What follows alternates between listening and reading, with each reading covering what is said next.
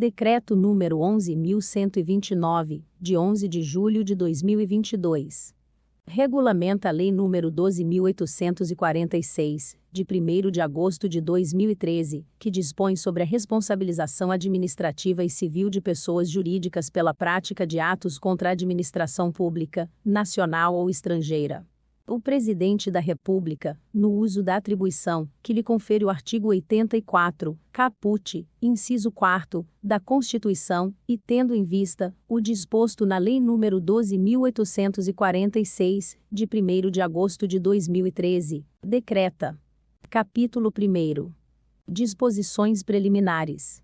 Parte 1º. Este decreto regulamenta a responsabilização objetiva administrativa e civil de pessoas jurídicas pela prática de atos contra a administração pública, nacional ou estrangeira, de que trata a Lei nº 12.846, de 1º de agosto de 2013. Primeiro, a Lei nº 12.846, de 2013, aplica-se aos atos lesivos praticados por pessoa jurídica brasileira contra a administração pública estrangeira, ainda que cometidos no exterior. Segundo, no todo ou em parte no território nacional, ou que nele produzam ou possam produzir efeitos, ou. Terceiro, no exterior, quando praticados contra a administração pública nacional. Segundo, são passíveis de responsabilização nos termos do disposto na Lei nº 12.846, de 2013, as pessoas jurídicas que tenham sede, filial ou representação no território brasileiro, constituídas de fato ou de direito. Parte. Segundo, a apuração da responsabilidade administrativa de pessoa jurídica, decorrente do exercício do poder sancionador da administração pública, será efetuada por meio de processo administrativo de responsabilização, para ou de acordo de leniência. Capítulo 2º. Da responsabilização administrativa. Seção I. Da investigação preliminar. Parte. Terceiro, titular da corregedoria da entidade, ou da unidade competente, ao tomar ciência da possível ocorrência de ato lesivo à administração pública federal, em sede de juízo de admissibilidade e mediante despacho fundamentado, decidirá. I. Pela abertura de investigação preliminar. Segundo, pela recomendação de instauração de par, ou. Terceiro, pela recomendação de arquivamento da matéria. Primeiro, a investigação de que trata o inciso I do caput terá caráter sigiloso e não punitivo e será destinada à apuração de indícios de autoria e materialidade de atos lesivos à administração pública federal. Segundo, a investigação preliminar será conduzida diretamente pela corregedoria da entidade ou unidade competente, na forma estabelecida em regulamento, ou por comissão composta por 2 ou mais membros, designados entre servidores efetivos ou empregados públicos. Terceiro, na investigação preliminar, serão praticados os atos necessários à elucidação dos fatos sob apuração, compreendidas todas as diligências admitidas em lei, notadamente. I. Proposição à autoridade instauradora da suspensão cautelar dos efeitos do ato, ou do processo objeto da investigação. Segundo, solicitação de atuação de especialistas com conhecimentos técnicos ou operacionais, de órgãos e entidades públicos, ou de outras organizações, para auxiliar na análise da matéria sob exame. Terceiro, solicitação de informações bancárias sobre movimentação de recursos públicos, ainda que sigilosas, nesta hipótese, em sede de compartilhamento do sigilo com órgãos de controle. Quarto, requisição, por meio da autoridade competente, do compartilhamento de informações tributárias da pessoa jurídica investigada, conforme previsto no inciso 2º do 1º do artigo 198 da Lei nº 5.172, de 25 de outubro de 1966, Código Tributário Nacional. V. Solicitação, ao órgão de representação judicial ou equivalente dos órgãos, ou das entidades lesadas, das medidas judiciais necessárias para a investigação e para o processamento dos atos lesivos, inclusive de busca e apreensão, no Brasil ou no exterior, ou. Vi. Solicitação de documentos ou informações a pessoas físicas ou jurídicas, de direito público ou privado, nacionais ou estrangeiras, ou a organizações públicas internacionais. Quarto, prazo para a conclusão da investigação preliminar, não excederá 180 dias, admitida prorrogação, mediante ato da autoridade, a que se refere o caput. Quinto, ao final da investigação preliminar, serão enviadas à autoridade competente as peças de informação obtidas, acompanhadas de relatório conclusivo acerca da existência de indícios de autoria e materialidade de atos lesivos à administração pública federal, para a decisão sobre a instauração do PAR. Seção 2ª. Do processo administrativo de responsabilização. Parte 4º, a competência para a instauração e para o julgamento do PAR é da autoridade máxima da entidade em face da qual foi praticado o ato lesivo, ou, em caso de órgão da administração pública federal direta, do respectivo ministro de Estado. Parágrafo único. A competência de que trata o caput será exercida de ofício ou mediante provocação e poderá ser delegada, vedada subdelegação. Parte 5º, no ato de instauração do PAR, a autoridade designará a comissão, composta por 2 ou mais servidores estáveis. Primeiro, entidades da administração pública federal, cujos quadros funcionais não sejam formados por servidores estatutários, a comissão a que se refere o caput será composta por 2 ou mais empregados permanentes, preferencialmente com, no mínimo, 3 anos de tempo de serviço na entidade. Segundo, a comissão a que se refere o caput exercerá suas atividades com imparcialidade e observará a legislação, os regulamentos e as orientações técnicas vigentes. Terceiro, será assegurado o sigilo do PAR, sempre que necessário elucidação do fato, ou quando exigido pelo interesse da administração pública, garantido à pessoa jurídica processada o direito à ampla defesa e ao contraditório. Quarto, prazo para a conclusão dos trabalhos da comissão de PAR não excederá 180 dias, admitida a prorrogação, mediante solicitação justificada do presidente da comissão à autoridade instauradora, que decidirá de maneira fundamentada. Parte 6º, instaurado o PAR, a comissão avaliará os fatos e as circunstâncias conhecidas, e indiciará e intimará a pessoa jurídica processada para, no prazo de 30 dias, apresentar defesa escrita e especificar eventuais provas que pretenda produzir. Primeiro, a intimação prevista no caput. E facultará expressamente à pessoa jurídica a possibilidade de apresentar informações e provas que subsidiem a análise da comissão de PAR, no que se refere aos elementos que atenuam o valor da multa, previstos no artigo 23, e segundo, solicitará a apresentação de informações e documentos, nos termos estabelecidos pela Controladoria Geral da União, que permitam análise do programa de integridade da pessoa jurídica. Segundo, o ato de indiciação conterá, no mínimo, a descrição clara e objetiva do ato lesivo imputado à pessoa jurídica, com a descrição das circunstâncias relevantes. Segundo, o apontamento das provas, que sustentam o entendimento da comissão pela ocorrência do ato lesivo imputado, e terceiro, o enquadramento legal do ato lesivo imputado à pessoa jurídica processada. Terceiro, caso a intimação prevista no caput não tenha êxito, será feita nova intimação por meio de edital publicado na imprensa oficial e no sítio eletrônico do órgão ou da entidade pública responsável pela condução do PAR, hipótese em que o prazo para a apresentação de defesa escrita será contado a partir da última data de publicação do edital. Quarto, caso a pessoa jurídica processada não apresente sua defesa escrita no prazo estabelecido no caput, contra ela correrão os demais prazos, independentemente de notificação ou intimação, podendo intervir em qualquer fase do processo, sem direito à repetição de qualquer ato processual já praticado. Parte 7º, as intimações serão feitas por qualquer meio físico ou eletrônico, que assegure a certeza de ciência da pessoa jurídica processada. Primeiros prazos começam a correr a partir da data da cientificação oficial, excluindo-se da contagem o dia do começo, e incluindo-se o dia do vencimento, observado o disposto no capítulo 16 da Lei nº 9.784, de 29 de janeiro de 1999. Segundo, na hipótese prevista no 4º do artigo 6º, dispensam-se as demais intimações processuais, até que a pessoa jurídica interessada se manifeste nos autos. Terceiro, a pessoa jurídica estrangeira poderá ser notificada e intimada de todos os atos processuais, independentemente de procuração ou de disposição contratual ou estatutária, na pessoa do gerente, representante ou administrador de sua filial, agência, sucursal, estabelecimento ou escritório instalado no Brasil.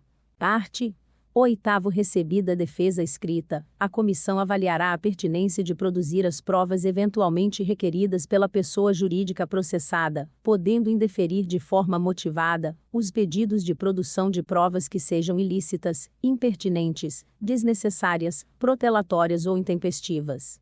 Primeiro, caso sejam produzidas provas após a nota de indiciação, a comissão poderá intimar a pessoa jurídica para se manifestar, no prazo de 10 dias, sobre as novas provas juntadas aos autos, caso tais provas não justifiquem alteração da nota de indiciação, ou, segundo, lavrar nova indiciação ou indiciação complementar, caso as novas provas juntadas aos autos justifiquem alterações na nota de indiciação inicial, devendo ser observado o disposto no caput do artigo 6º.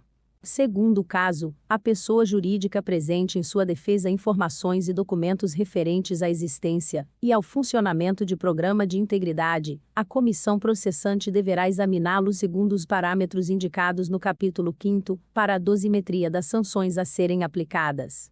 Parte 9. A pessoa jurídica poderá acompanhar o par por meio de seus representantes legais ou procuradores, sendo-lhes assegurado amplo acesso aos autos.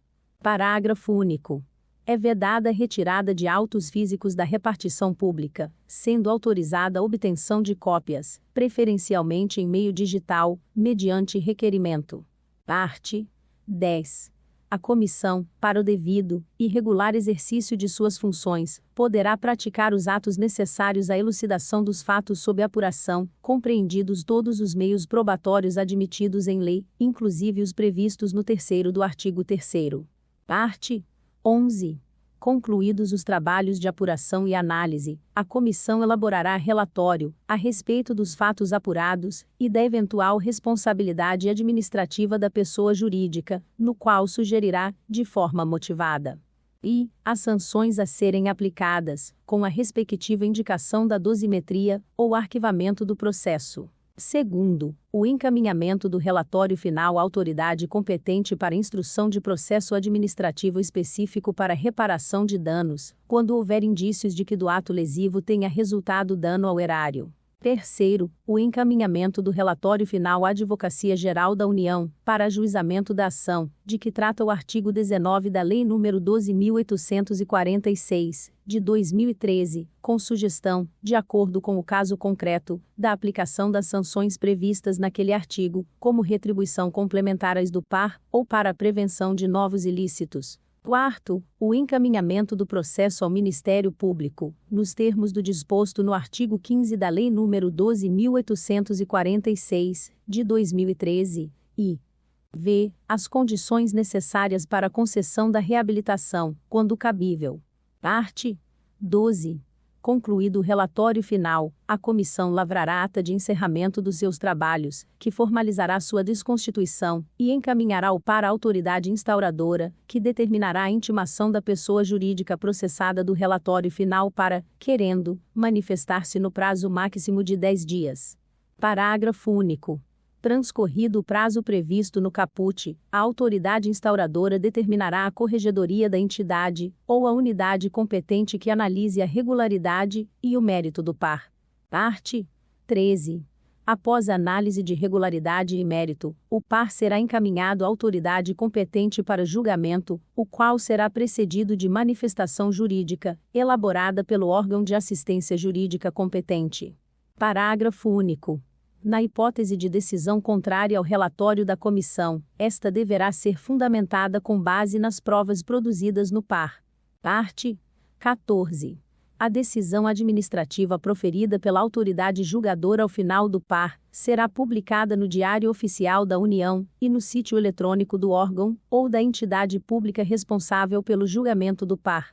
Parte 15.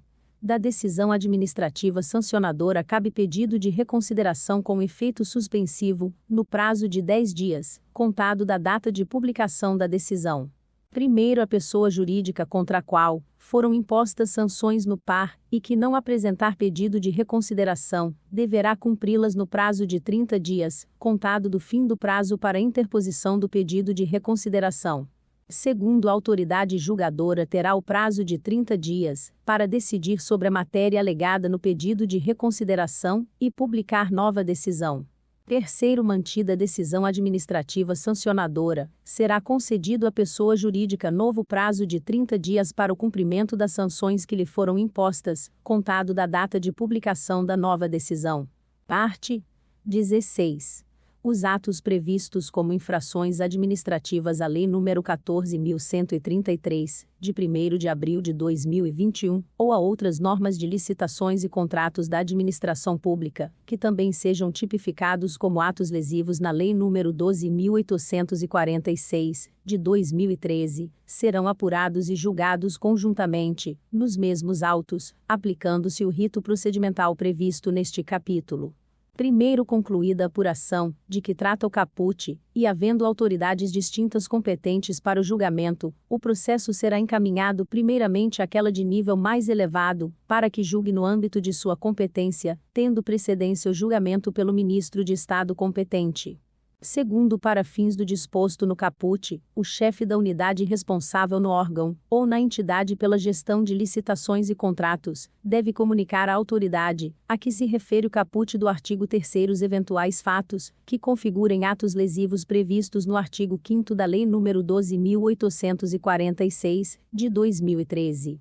Parte 17.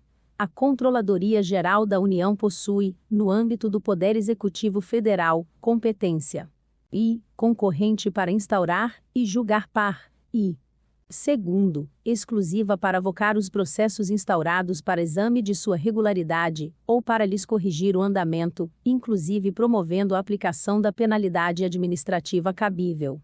Primeiro, a Controladoria Geral da União poderá exercer, a qualquer tempo, a competência prevista no caput, se presentes quaisquer das seguintes circunstâncias: i. Caracterização de omissão da autoridade originariamente competente.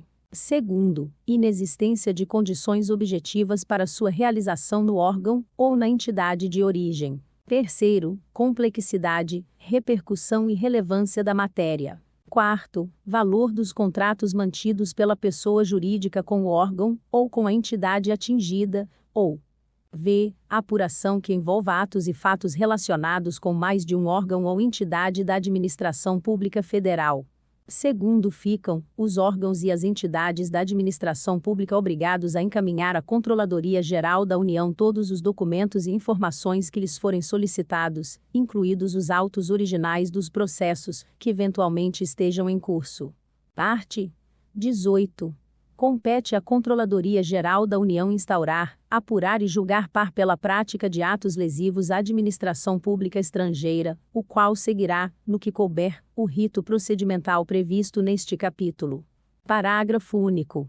Os órgãos e as entidades da administração pública federal direta e indireta deverão comunicar à Controladoria Geral da União os indícios da ocorrência de atos lesivos à administração pública estrangeira, identificados no exercício de suas atribuições, juntando à comunicação os documentos já disponíveis e necessários à apuração ou à comprovação dos fatos, sem prejuízo do envio de documentação complementar, na hipótese de novas provas ou informações relevantes, sob pena de responsabilização.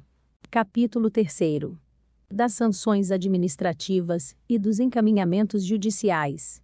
Seção I. Disposições gerais. Parte 19. As pessoas jurídicas estão sujeitas às seguintes sanções administrativas, nos termos do disposto no artigo 6º da Lei nº 12.846, de 2013.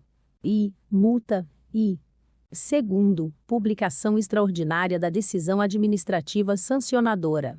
Parágrafo único. Caso os atos lesivos apurados envolvam infrações administrativas à Lei nº 14.133, de 2021, ou a outras normas de licitações e contratos da administração pública, e tenha ocorrido a apuração conjunta prevista no artigo 16, a pessoa jurídica também estará sujeita às sanções administrativas, que tenham como efeito a restrição ao direito de participar em licitações, ou de celebrar contratos com a administração pública, a serem aplicadas no par. Seção 2ª. Da multa. Parte 20. A multa prevista no inciso I do caput do artigo 6º da Lei nº 12.846, de 2013, terá como base de cálculo o faturamento bruto da pessoa jurídica no último exercício anterior ao da instauração do PAR, excluídos os tributos. Primeiros valores que constituirão a base de cálculo, de que trata o caput, poderão ser apurados, entre outras formas, por meio de compartilhamento de informações tributárias, na forma do disposto no inciso 2º do 1º do artigo 198 da Lei nº 5.172, de 1966, Código Tributário Nacional. Segundo, registros contábeis produzidos ou publicados pela pessoa jurídica acusada, no Brasil ou no exterior. Terceiro, estimativa, levando em consideração quaisquer informações sobre a sua situação econômica, ou estado de seus negócios, tais como patrimônio, capital social, número de empregados, contratos, entre outras. E quarto, identificação do montante total de recursos recebidos pela pessoa jurídica sem fins lucrativos no ano anterior ao da instauração do PAR, excluídos os tributos incidentes sobre vendas. Segundo os fatores previstos nos artigo 22 e artigo 23 deste decreto, serão avaliados em conjunto para os atos lesivos apurados no mesmo PAR, devendo-se considerar, para o cálculo da multa, a consolidação dos faturamentos brutos de todas as pessoas jurídicas pertencentes de fato, ou de direito ao mesmo grupo econômico, que tenham praticado os ilícitos previstos no artigo 5º da Lei nº 12.846, de 2013, ou concorrido para a sua prática. Parte 21. Caso a pessoa jurídica comprovadamente não tenha tido faturamento no último exercício anterior ao da instauração do PAR, deve-se considerar como base de cálculo da multa o valor do último faturamento bruto apurado pela pessoa jurídica, excluídos os tributos incidentes sobre vendas, que terá seu valor atualizado até o último dia do exercício anterior ao da instauração do PAR. Parágrafo único. Na hipótese prevista no caput, o valor da multa será estipulado observando-se o intervalo de R$ 6.000, R$ 6.000, a R$ 60 milhões, R$ 60 milhões e o limite mínimo da vantagem auferida, quando for possível sua estimação. Parte 22. O cálculo da multa se inicia com a soma dos valores correspondentes aos seguintes percentuais da base de cálculo. Até 4%, havendo concurso dos atos lesivos. Segundo, até 3% para tolerância ou ciência de pessoas do corpo diretivo ou gerencial da pessoa jurídica. Terceiro, até 4% no caso de interrupção no fornecimento de serviço público, na execução de obra contratada, ou na entrega de bens ou serviços essenciais à prestação de serviços públicos, ou no caso de descumprimento de requisitos regulatórios. Quarto, 1% para a situação econômica do infrator, que apresente índices de solvência geral e de liquidez geral superiores a 1, e lucro líquido no último exercício anterior ao da instauração do PAR. 3% no caso de reincidência, assim definida a ocorrência de nova infração, idêntica ou não anterior, tipificada como ato lesivo pelo artigo 5º da Lei nº 12.846, de 2013, em menos de 5 anos, contados da publicação do julgamento da infração anterior, e no caso de contratos, convênios, acordos, ajustes e outros instrumentos congêneres mantidos ou pretendidos com o órgão, ou com as entidades lesadas, nos anos da prática do ato lesivo, serão considerados os seguintes percentuais. A. 1%, no caso de o somatório dos instrumentos totalizar valor superior a R$ 500.000, B. 2%, no caso de o somatório dos instrumentos totalizar valor superior a R$ 1.500.000, R$ 1.500.000. C. 3%, no caso de o somatório dos instrumentos totalizar valor superior a R$ 10 milhões, R$ 10 milhões. D. 4%, no caso de o somatório dos instrumentos totalizar valor superior a R$ 50 milhões, R$ 50 milhões, ou 5%, no caso de o somatório dos instrumentos totalizar valor superior a R$ 250 milhões, R$ 250 milhões. Parágrafo único. No caso de acordo de leniência, o prazo constante do inciso V do caput será contado a partir da data de celebração até 5 anos após a declaração de seu cumprimento. Parte 23. Do resultado da soma dos fatores previstos no artigo 22, serão subtraídos os valores correspondentes aos seguintes percentuais da base de cálculo. I, até 0,5% no caso de não consumação da infração. Segundo, até 1% no caso de a. Comprovação da devolução espontânea pela pessoa jurídica da vantagem auferida e do ressarcimento dos danos resultantes do ato lesivo, ou b. Inexistência ou falta de comprovação de vantagem auferida e de danos resultantes do ato lesivo. Terceiro, até 1,5% para o grau de colaboração da pessoa jurídica com a investigação ou apuração do ato lesivo, independentemente do acordo de leniência. Quarto, até 2% no caso de admissão voluntária pela pessoa jurídica da responsabilidade objetiva pelo ato lesivo, e v. Até 5% no caso de comprovação de a pessoa jurídica possuir e aplicar um programa de integridade, conforme os parâmetros estabelecidos no capítulo 5º. Parágrafo único. Somente poderão ser atribuídos os percentuais máximos, quando observadas as seguintes condições. I. Na hipótese prevista na linha A do inciso 2º do caput, quando ocorrer a devolução integral dos valores ali referidos. Segundo, na hipótese prevista no inciso 4º do caput, quando a admissão ocorrer antes da instauração do par, e terceiro, na hipótese prevista no inciso V do caput, quando o plano de integridade for anterior à prática do ato lesivo. Parte 24. A existência e quantificação dos fatores previstos nos artigo 22 e artigo 23 deverá ser apurada no par e evidenciada no relatório final da comissão, o qual também conterá estimativa, sempre que possível, dos valores da vantagem auferida e da pretendida. Parte 25. Em qualquer hipótese, o valor final da multa terá como limite I, mínimo, o maior valor entre o da vantagem auferida, quando for possível sua estimativa, e a. 0,1% da base de cálculo, ou b. R$ 6.000, na hipótese prevista no artigo 21, e segundo, máximo, o menor valor entre a. 3 vezes o valor da vantagem pretendida ou auferida, o que for maior entre os dois valores. B. 20% do faturamento bruto do último exercício anterior ao da instauração do par, excluídos os tributos incidentes sobre vendas. Ou C. 60 milhões de reais, 60 milhões de reais, na hipótese prevista no artigo 21, desde que não seja possível estimar o valor da vantagem auferida. Primeiro limite máximo não será observado, caso o valor resultante do cálculo desse parâmetro seja inferior ao resultado calculado para o limite mínimo. Segundo, na ausência de todos os fatores previstos nos artigo 22 e artigo 23, ou quando o resultado das operações de soma e subtração for igual ou menor que zero, o valor da multa corresponderá ao limite mínimo estabelecido no caput. Parte 26. O valor da vantagem auferida ou pretendida corresponde ao equivalente monetário do produto do ilícito, assim entendido como os ganhos ou os proveitos obtidos ou pretendidos pela pessoa jurídica em decorrência direta ou indireta da prática do ato lesivo. Primeiro, o valor da vantagem auferida ou pretendida poderá ser estimado mediante a aplicação, conforme o caso, das seguintes metodologias.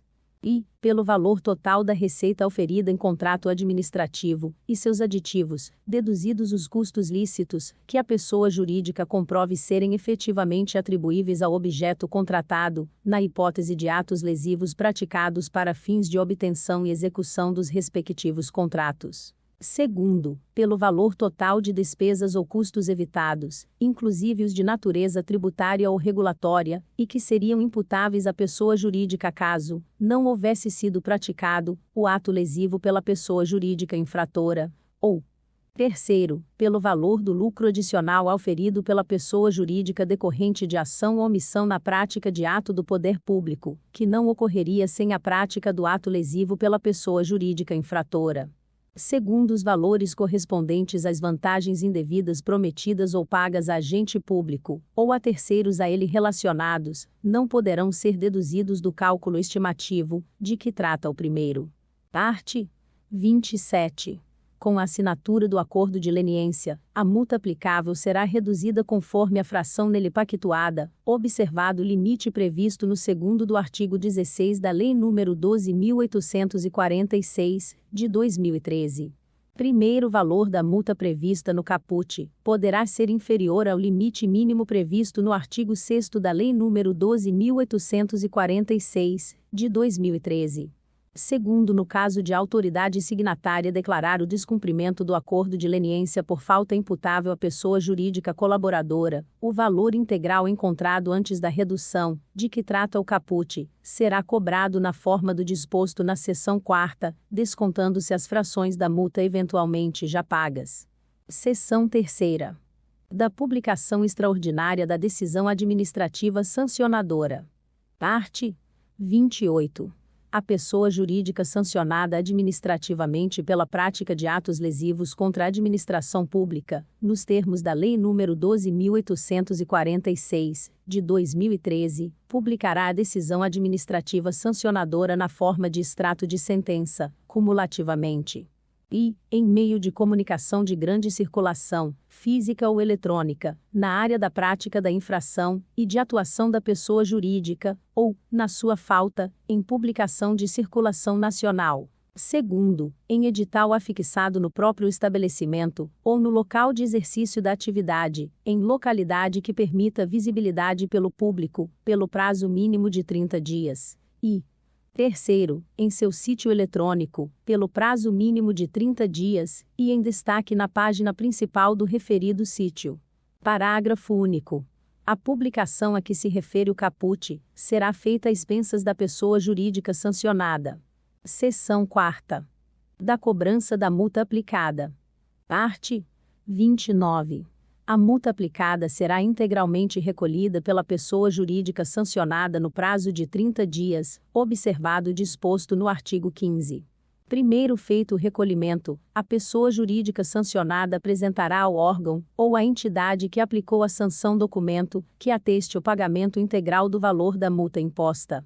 Segundo decorrido, o prazo previsto no caput, sem que a multa tenha sido recolhida, ou não tendo ocorrido, a comprovação de seu pagamento integral, o órgão ou a entidade que a aplicou, encaminhará o débito para inscrição em dívida ativa da União, ou das autarquias e fundações públicas federais.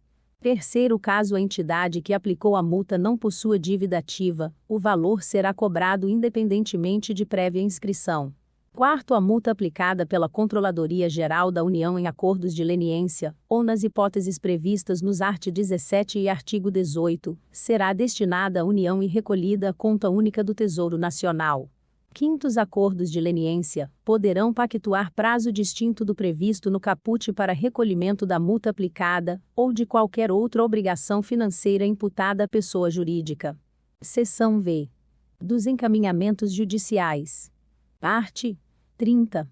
As medidas judiciais, no Brasil ou no exterior, como a cobrança da multa administrativa aplicada no par, a promoção da publicação extraordinária, a persecução das sanções previstas no caput do artigo 19 da Lei nº 12.846, de 2013, a reparação integral dos danos e prejuízos, além de eventual atuação judicial para a finalidade de instrução ou garantia do processo judicial ou preservação do acordo de leniência, serão solicitadas ao órgão de representação judicial ou equivalente dos órgãos, ou das entidades lesadas.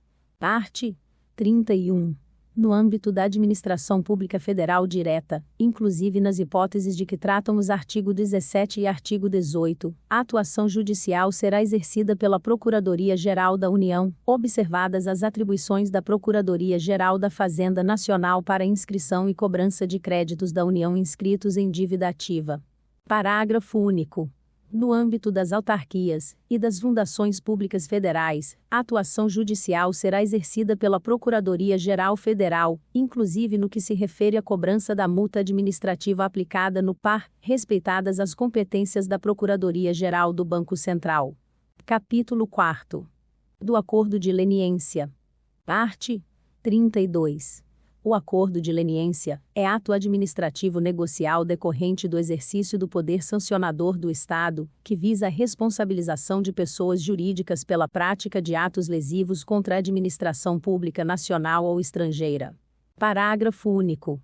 O acordo de leniência buscará, nos termos da lei, o incremento da capacidade investigativa da administração pública. Segundo, a potencialização da capacidade estatal de recuperação de ativos. Terceiro, o fomento da cultura de integridade no setor privado.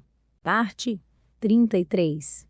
O acordo de leniência será celebrado com as pessoas jurídicas responsáveis pela prática dos atos lesivos previstos na Lei nº 12.846, de 2013, e dos ilícitos administrativos previstos na Lei nº 14.133, de 2021, e em outras normas de licitações e contratos, com vistas à isenção ou à atenuação das respectivas sanções, desde que colaborem efetivamente com as investigações e o par, devendo resultar dessa colaboração a identificação dos demais envolvidos nos ilícitos, quando couber, segundo, a obtenção célere de informações e documentos que comprovem a infração sob apuração. Parte 34. Compete à Controladoria Geral da União celebrar acordos de leniência no âmbito do Poder Executivo Federal e nos casos de atos lesivos contra a administração pública estrangeira.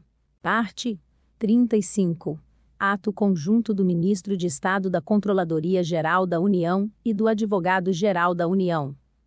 Disciplinará a participação de membros da Advocacia Geral da União nos processos de negociação e de acompanhamento do cumprimento dos acordos de leniência. Segundo, disporá sobre a celebração de acordos de leniência pelo Ministro de Estado da Controladoria Geral da União conjuntamente com o Advogado-Geral da União. Parágrafo único. A participação da Advocacia Geral da União nos acordos de leniência, consideradas as condições neles estabelecidas e observados os termos da Lei Complementar nº 73, de 10 de fevereiro de 1993, e da Lei nº 13.140, de 26 de junho de 2015, poderá ensejar a resolução consensual das penalidades previstas no artigo 19 da Lei nº 12.846, de 2013. Parte 36. A Controladoria Geral da União poderá aceitar delegação para negociar, celebrar e monitorar o cumprimento de acordos de leniência relativos a atos lesivos contra outros poderes e entes federativos. Parte 37. A pessoa jurídica que pretenda celebrar acordo de leniência deverá ser a primeira a manifestar interesse em cooperar para a apuração de ato lesivo específico, quando tal circunstância for relevante. Segundo, ter cessado completamente seu envolvimento no ato lesivo a partir da data da propositura do acordo. Terceiro, admitir sua responsabilidade objetiva quanto aos atos lesivos. Quarto, cooperar plena e permanentemente com as investigações e o processo administrativo, e comparecer, sob suas expensas, e sempre que solicitada, aos atos processuais, até o seu encerramento. Fornecer informações, documentos e elementos que comprovem o ato ilícito. Reparar integralmente a parcela incontroversa do dano causado. Sétimo, perder, em favor do ente lesado, ou da União, conforme o caso, os valores correspondentes ao acréscimo patrimonial indevido, ou ao enriquecimento ilícito direta, ou indiretamente obtido da infração, nos termos e nos montantes definidos na negociação. Primeiros requisitos de que tratam os incisos 3º e 4º do caput, serão avaliados em face da boa-fé da pessoa jurídica proponente em reportar à administração a descrição e a comprovação da integralidade dos atos ilícitos de que tenha, ou venha a ter ciência, desde o momento da propositura do acordo até o seu total cumprimento. Segundo a parcela incontroversa do dano de que trata o inciso V do caput corresponde aos valores dos danos admitidos pela pessoa jurídica, ou aqueles decorrentes de decisão definitiva no âmbito do devido processo administrativo ou judicial. Terceiro, nas hipóteses em que de determinado ato ilícito decorra, simultaneamente, dano ao ente lesado e acréscimo patrimonial indevido à pessoa jurídica responsável pela prática do ato, e haja identidade entre ambos, os valores a eles correspondentes serão computados uma única vez para fins de quantificação do valor a ser adimplido a partir do acordo de leniência. Segundo, classificados como ressarcimento de danos para fins contábeis, orçamentários e de sua destinação para o ente lesado. Art. 38. A proposta de celebração de acordo de leniência deverá ser feita de forma escrita, oportunidade em que a pessoa jurídica proponente declarará expressamente que foi orientada a respeito de seus direitos, garantias e deveres legais e de que o não atendimento às determinações e às solicitações durante a etapa de negociação importará a desistência da proposta. Primeiro, a proposta deverá ser apresentada pelos representantes da pessoa jurídica, na forma de seu estatuto ou contrato social, ou por meio de procurador com poderes específicos para tal ato, observado o disposto no artigo 26 da Lei nº 12.846, de 2013. Segundo a proposta, poderá ser feita até a conclusão do relatório a ser elaborado no par. Terceiro, a proposta apresentada receberá tratamento sigiloso, e o acesso ao seu conteúdo será restrito no âmbito da Controladoria Geral da União. Quarto, a proponente poderá divulgar ou compartilhar a existência da proposta ou de seu conteúdo, desde que haja prévia anuência da Controladoria Geral da União. Quinto, a análise da proposta de acordo de leniência será instruída em processo administrativo específico, que conterá o registro dos atos praticados na negociação. Art. 39. A proposta de celebração de acordo de leniência será submetida à análise de juízo de admissibilidade, para verificação da existência dos elementos mínimos que justifiquem o início da negociação. Primeiro admitida a proposta, será firmado o memorando de entendimentos com a pessoa jurídica proponente, definindo os parâmetros da negociação do acordo de leniência. Segundo o memorando de entendimentos, poderá ser resilido a qualquer momento, a pedido da pessoa jurídica proponente ou a critério da Administração Pública Federal. Terceiro, a assinatura do memorando de entendimentos. Interrompe a prescrição, e segundo, suspende a prescrição pelo prazo da negociação, limitado, em qualquer hipótese, a 360 dias. Art. 40. A critério da Controladoria Geral da União, o par instaurado em face de pessoa jurídica, que esteja negociando a celebração de acordo de leniência poderá ser suspenso. Parágrafo único. A suspensão ocorrerá sem prejuízo da continuidade de medidas investigativas necessárias para o esclarecimento dos fatos, e, segundo, da adoção de medidas processuais cautelares e assecuratórias indispensáveis para se evitar perecimento de direito ou garantir a instrução processual. Art. 41. A Controladoria Geral da União poderá avocar os autos de processos administrativos em curso em outros órgãos ou entidades da Administração Pública Federal relacionados com os fatos objeto do acordo em negociação. Art. 42.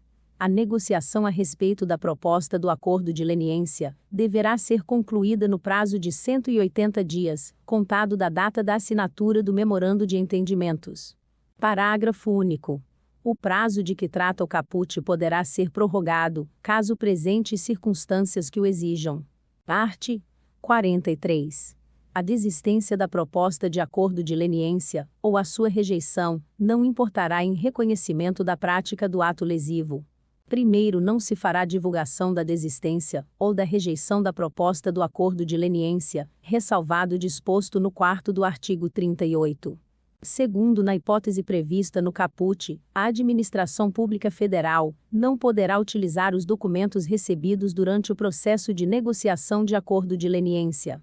Terceiro, disposto no 2º, não impedirá a apuração dos fatos relacionados com a proposta de acordo de leniência, quando decorrer de indícios ou provas autônomas, que sejam obtidos ou levados ao conhecimento da autoridade por qualquer outro meio.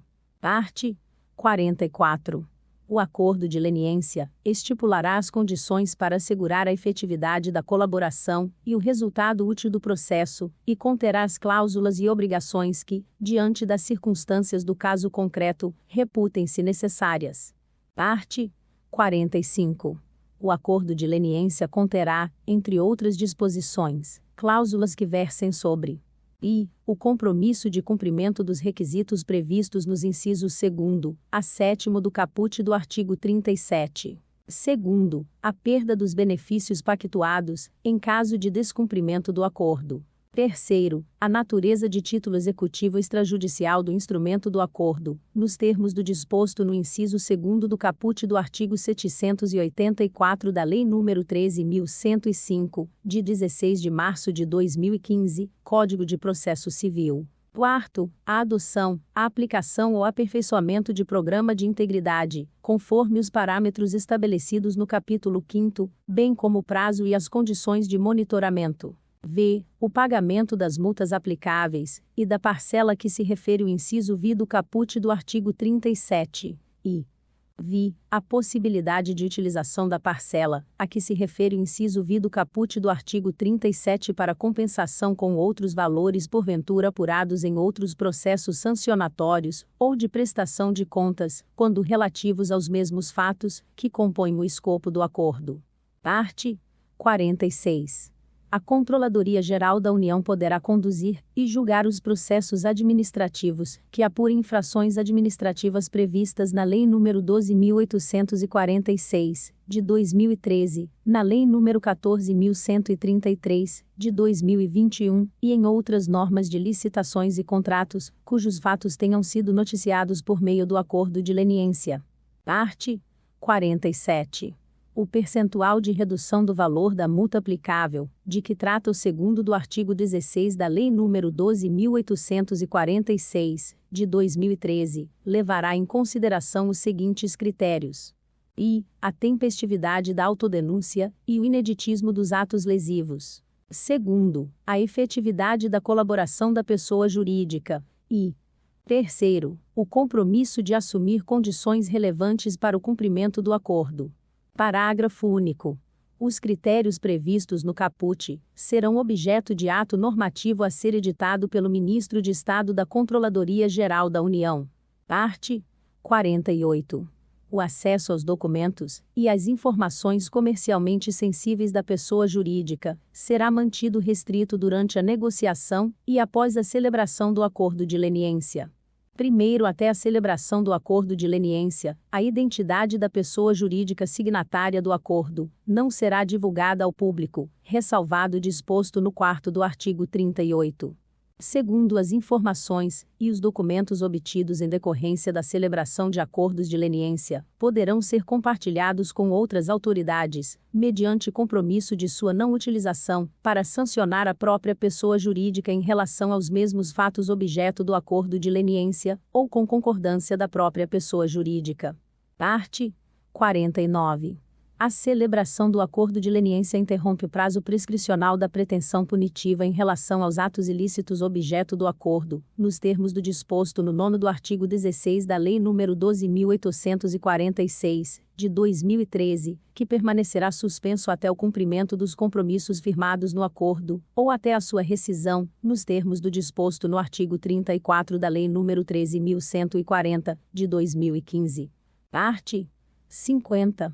Com a celebração do acordo de leniência, serão concedidos em favor da pessoa jurídica signatária, nos termos previamente firmados no acordo, um ou mais dos seguintes efeitos: i. Isenção da publicação extraordinária da decisão administrativa sancionadora. Segundo, isenção da proibição de receber incentivos, subsídios, subvenções, doações ou empréstimos de órgãos ou entidades públicos e de instituições financeiras públicas ou controladas pelo poder público. Terceiro, redução do valor final da multa aplicável, observado o disposto no artigo 27, ou quarto, isenção ou atenuação das sanções administrativas previstas no artigo 156 da Lei nº 14.133, de 2021, ou em outras normas de licitações e contratos. Primeiro, no acordo de leniência, poderá ser pactuada a resolução de ações judiciais, que tenham por objeto os fatos que componham o escopo do acordo. Segundo, os efeitos do acordo de leniência serão estendidos às pessoas jurídicas que integrarem o mesmo grupo econômico, de fato ou de direito, desde que tenham firmado o acordo em conjunto, respeitadas as condições nele estabelecidas. Parte 51. O monitoramento das obrigações de adoção, implementação e aperfeiçoamento do Programa de Integridade, de que trata o inciso 4º do caput do artigo 45 será realizado, direta ou indiretamente, pela Controladoria Geral da União, podendo ser dispensado, a depender das características do ato lesivo, das medidas de remediação adotadas pela pessoa jurídica e do interesse público. Primeiro monitoramento a que se refere o caput será realizado, dentre outras formas, pela análise de relatórios, documentos e informações fornecidos pela pessoa jurídica, obtidos de forma independente ou por meio de reuniões, entrevistas, testes de sistemas e de conformidade com as políticas e visitas técnicas. Segundo as informações relativas às etapas do processo de monitoramento, serão publicadas em transparência ativa no sítio eletrônico da Controladoria Geral da União, respeitados os sigilos legais e o interesse das investigações. Parte 52. Cumprido o acordo de leniência pela pessoa jurídica colaboradora, a autoridade competente declarará: i) o cumprimento das obrigações nele constantes. Segundo, a isenção das sanções previstas no inciso 2º do caput do artigo 6º e no inciso 4º do caput do artigo 19 da Lei nº 12.846, de 2013, bem como das demais sanções aplicáveis ao caso. Terceiro, o cumprimento da sanção prevista no inciso I do caput do artigo 6º da Lei nº 12.846, de 2013, e quarto, o atendimento dos compromissos assumidos, de que tratam os incisos 2º a 7º do caput do artigo 37 deste decreto. Parte 53. Declarada a rescisão do acordo de leniência pela autoridade competente, decorrente do seu injustificado descumprimento. E a pessoa jurídica perderá os benefícios pactuados e ficará impedida de celebrar novo acordo pelo prazo de 3 anos, contado da data em que se tornar definitiva a decisão administrativa, que julgar rescindido o acordo. Segundo, haverá o vencimento antecipado das parcelas, não pagas e serão executados: a) o valor integral da multa, descontando-se as frações eventualmente já pagas, e b. os valores integrais referentes aos danos, ao enriquecimento indevido, e a outros valores porventura pactuados no acordo, descontando-se as frações eventualmente já pagas, e terceiro, serão aplicadas as demais sanções e as consequências previstas nos termos dos acordos de leniência e na legislação aplicável. Parágrafo único. O descumprimento do acordo de leniência será registrado pela Controladoria Geral da União, pelo prazo de 3 anos, no Cadastro Nacional de Empresas Punidas, CNEP. Parte 54.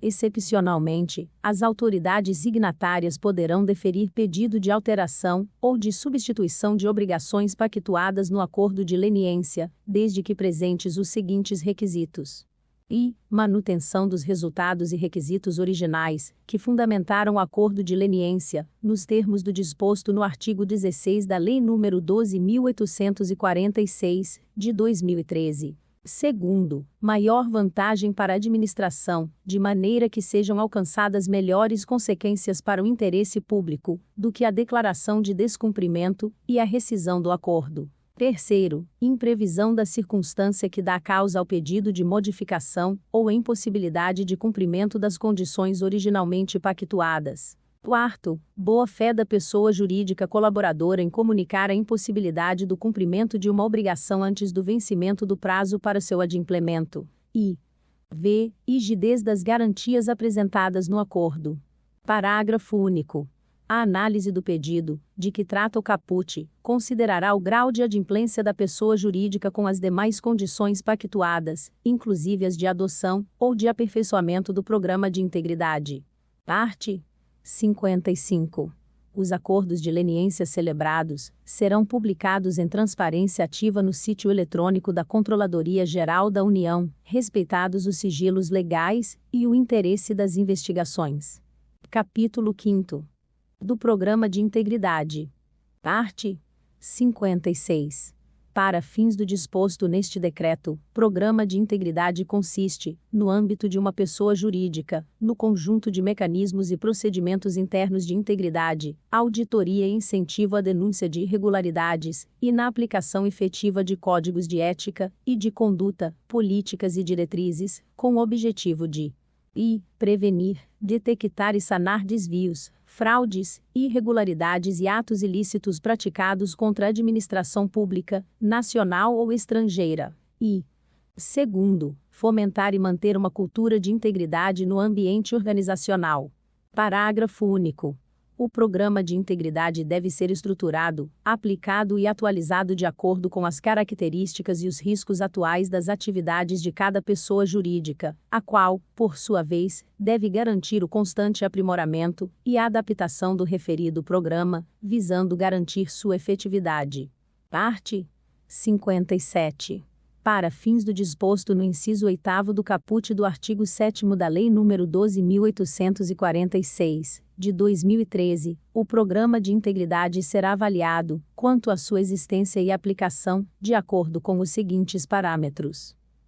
Comprometimento da alta direção da pessoa jurídica, incluídos os conselhos, evidenciado pelo apoio visível e inequívoco ao programa, bem como pela destinação de recursos adequados. Segundo, padrões de conduta, código de ética, políticas e procedimentos de integridade, aplicáveis a todos os empregados e administradores, independentemente do cargo ou da função exercida. Terceiro, padrões de conduta, código de ética e políticas de integridade estendidas, quando necessário, a terceiros, tais como fornecedores, prestadores de serviço, agentes intermediários e associados. Quarto, treinamentos e ações de comunicação periódicos sobre o programa de integridade. Gestão adequada de riscos, incluindo sua análise e reavaliação periódica, para a realização de adaptações necessárias ao programa de integridade e alocação eficiente de recursos. Registros contábeis que reflitam de forma completa e precisa as transações da pessoa jurídica. Sétimo, controles internos que assegurem a pronta elaboração e a confiabilidade de relatórios e demonstrações financeiras da pessoa jurídica. Oitavo, procedimentos específicos para prevenir fraudes e ilícitos no âmbito de processos licitatórios, na execução de contratos administrativos ou em qualquer interação com o setor público, ainda que intermediada por terceiros, como o pagamento de tributos, sujeição a fiscalizações ou obtenção de autorizações, licenças, permissões e certidões. Nono, independência, estrutura e autoridade da instância interna responsável pela aplicação do programa de integridade e pela fiscalização de seu cumprimento. Canais de denúncia de irregularidades, abertos e amplamente divulgados a funcionários e terceiros, e mecanismos destinados ao tratamento das denúncias e à proteção de denunciantes de boa-fé. 11. Medidas disciplinares em caso de violação do programa de integridade.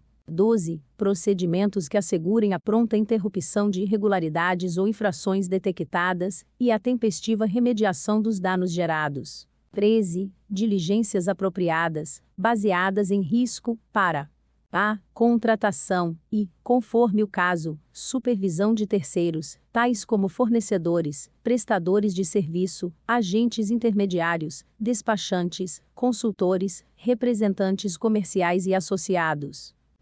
Contratação e, conforme o caso, supervisão de pessoas expostas politicamente, bem como de seus familiares, estreitos colaboradores e pessoas jurídicas de que participem. E realização e supervisão de patrocínios e doações.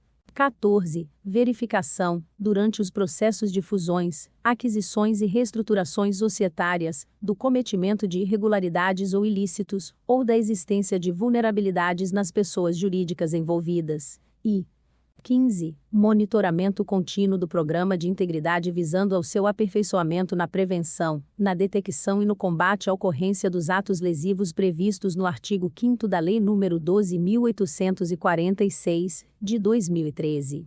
Primeiro, na avaliação dos parâmetros, de que trata o caput, serão considerados o porte e as especificidades da pessoa jurídica, por meio de aspectos, como a quantidade de funcionários, empregados e colaboradores. Segundo, o faturamento, levando ainda em consideração o fato de ser qualificada como microempresa ou empresa de pequeno porte. Terceiro, a estrutura de governança corporativa e a complexidade de unidades internas, tais como departamentos, diretorias ou setores, ou da estruturação de grupo econômico. Quarto, a utilização de agentes intermediários, como consultores ou representantes comerciais. V. O setor do mercado em que atua. Vi. Os países em que atua, direta ou indiretamente. Sétimo, o grau de interação com o setor público e a importância de contratações, investimentos e subsídios públicos, autorizações, licenças e permissões governamentais em suas operações.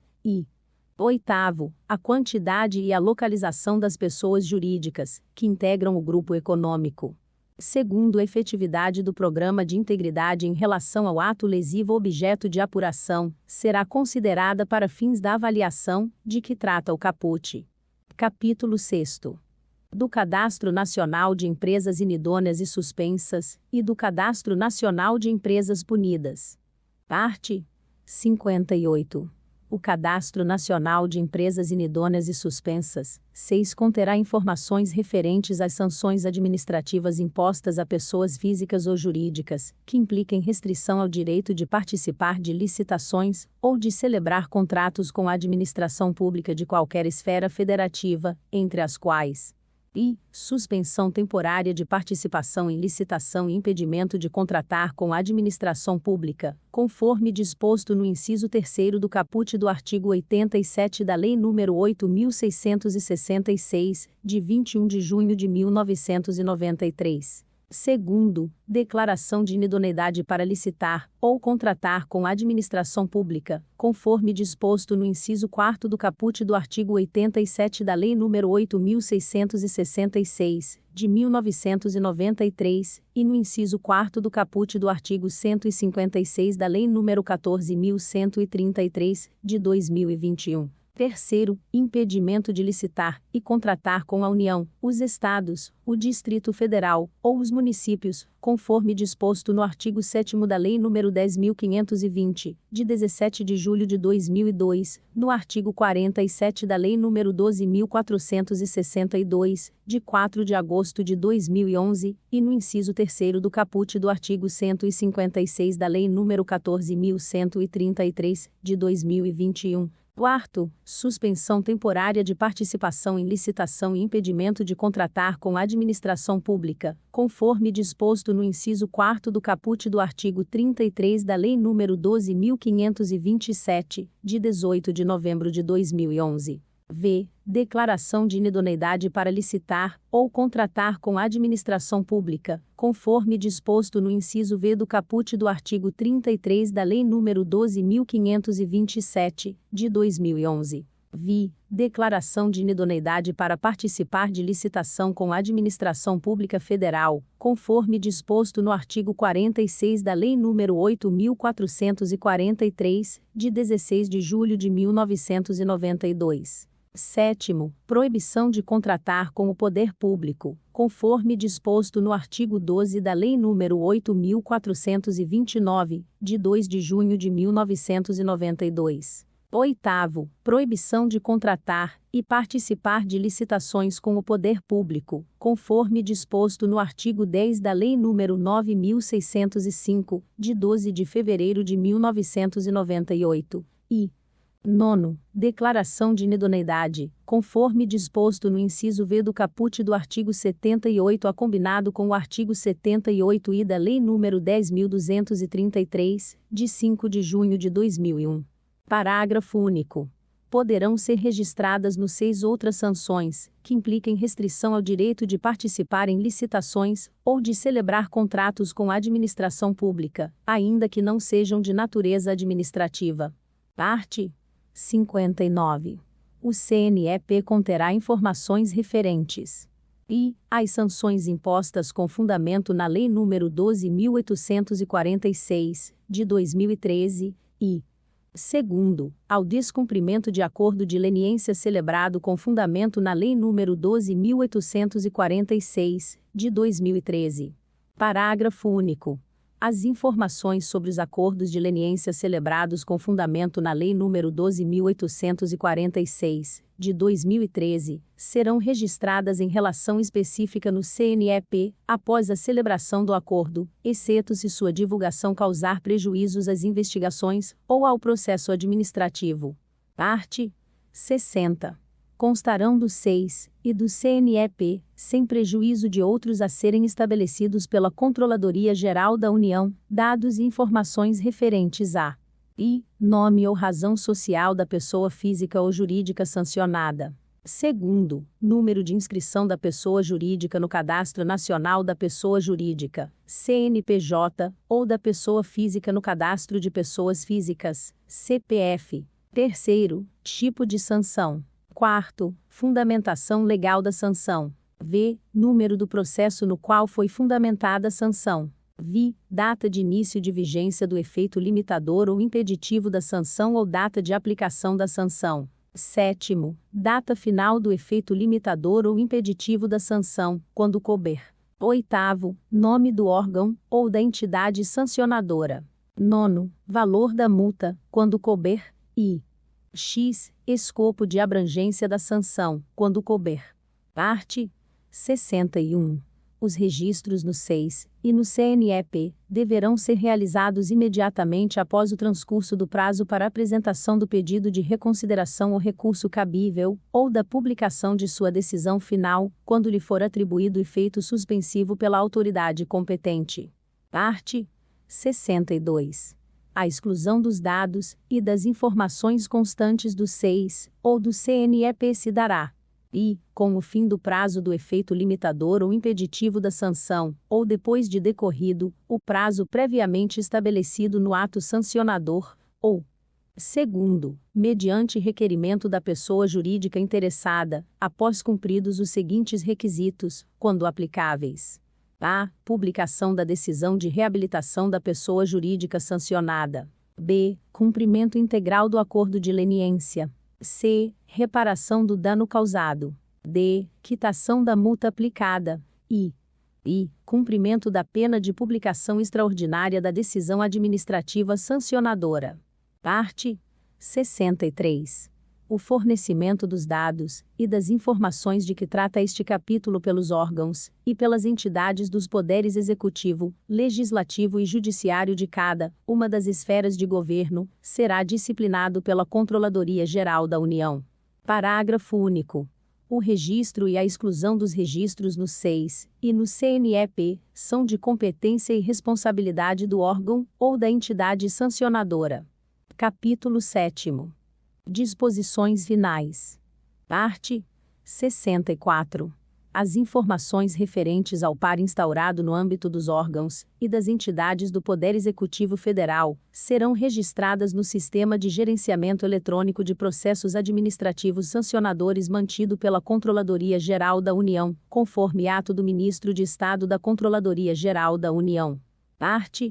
65.